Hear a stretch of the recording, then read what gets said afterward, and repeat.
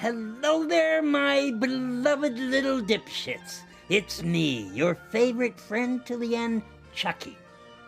Welcome back to an all-new season of madness, mayhem, and of course my favorite, murder. Each week, step inside my mind and join me and the dickwads who make this show talk about how fucking awesome it is. And I'm going to start by breaking down what I live for, the killings, because no one knows murder the way I do, and I always give extra points for creative execution.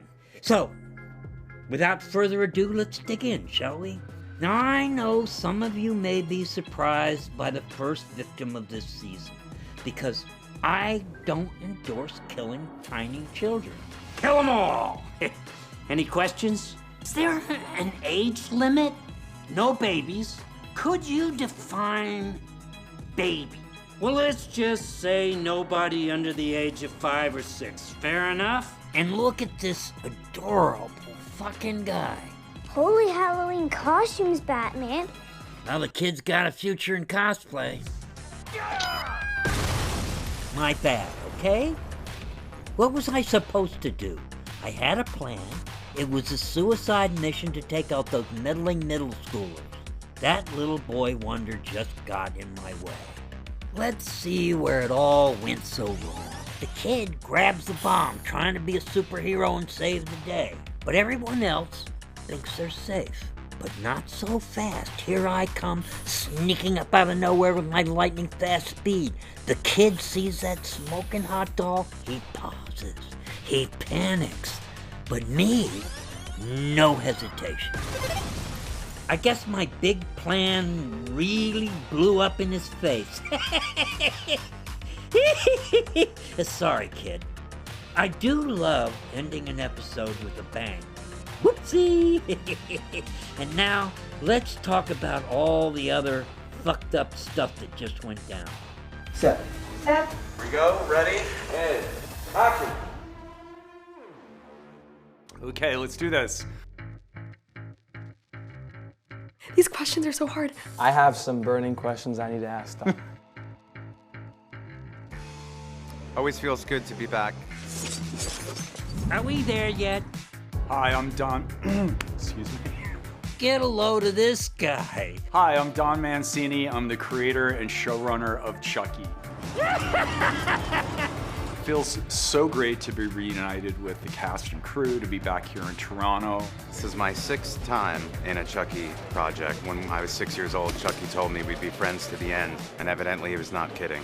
We leave off season 1, of course, on a cliffhanger. The biggest part of the cliffhanger was that Andy Barkley at the wheel of the truck filled with 72 living Chucky dolls and the Tiffany doll who has a gun on him. Don't make me come back there! She is fucking hot. Today we are just doing basically some insert shots for the first scene of the season. We've got unfinished business in that truck. He's seeing that those other Chuckies are snickering at him. In the last couple days at Planet Chucky, we've been working away at episode 201. It starts with a bang and a crash. We've got the Tiffany doll, we've got Chucky's. It's pure madness, really. Get him! These are like traditional radio controls. You look at the front of his face and think of this as this eyebrow, and this one is this eyebrow. Whatever you do with them, his face will also do. We've connected all the fingers together so they all go at once. When we move the fingers closed, they can grip things, pick things up. So this is the control system for his mouth and all of his lip sync. I get the sound files from Brad Dura. We're doing everything from a little suitcase about this big and open it up, put a mic up, and there's an iPad so that they can watch me talk for the puppeteers, and we do the whole thing. I have a 4-joystick controller that I program the movements of his mouth with these 4 joysticks. And I record that performance in this program so that when we get to set, I can hit a button, then Chucky comes alive. I'm gonna kill every last one of you. We're coming to an exciting moment where we get to blow Tiffany's head off. So I'm just fixing the hair, the last little final touches on the Tiffany dolls that are going to get their heads shot off. They have 3 shots at it. So we'll see how it goes. I think it's going to be amazing. I'm looking forward to seeing it in the full movie lights, slow-mo, 120 frames per second. We really want to go for it. It's going to be fun. Ready? 3, 2, 1, action! Pulling off the emotions of Andy Barclay's big sacrifice requires a lot of patience and setups. You know, they always tell you that this business is hurry up and wait, but when we get to the good stuff, it's really rewarding.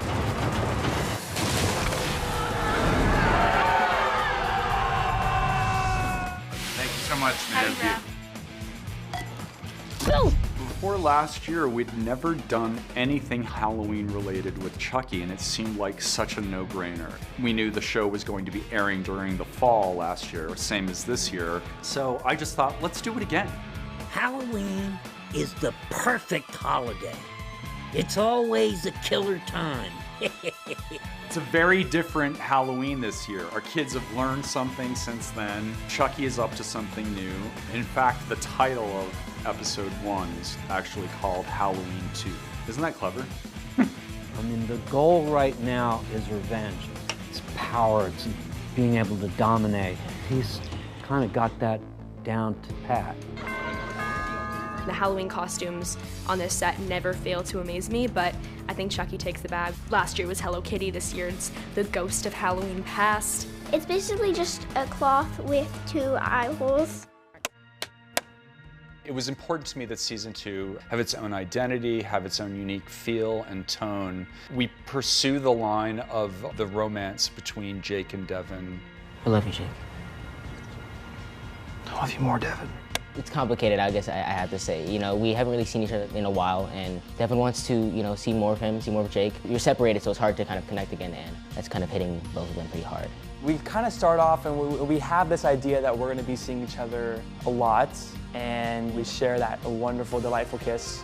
Then we don't see each other for a while. 6 months. 6 months. And that's kind of the start of our, I guess, relationship problems. The characters and the actors are a year older now. They have new obstacles in their path. When we start off season 2, we see Lexy has transformed into a completely different person. So Jake and Devon, they've all gone through so much and so much loss, so much grief, and they are really different people now.